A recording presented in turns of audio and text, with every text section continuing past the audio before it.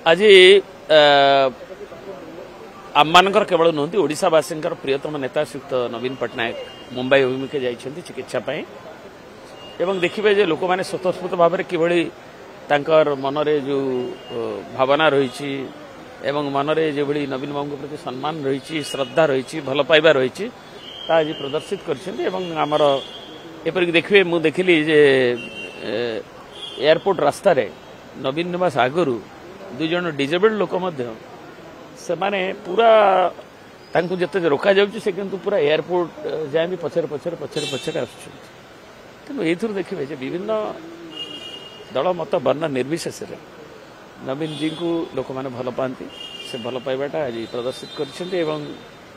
ठाकुरंग पाखे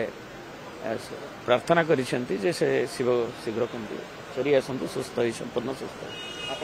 गुरु दायित्व नहीं दायित्व तो सब बेले अच्छी रेस्पॉन्सिबिलिटी सब बेले अच्छी एवं दलर मान्यवर सभापति श्री नवीन पट्टनायक निर्देश में 97 मसीह विजु जनता दल हबारू मु भी युव जनतार राज्य सभापति थी विजु बाबू बेले भी थी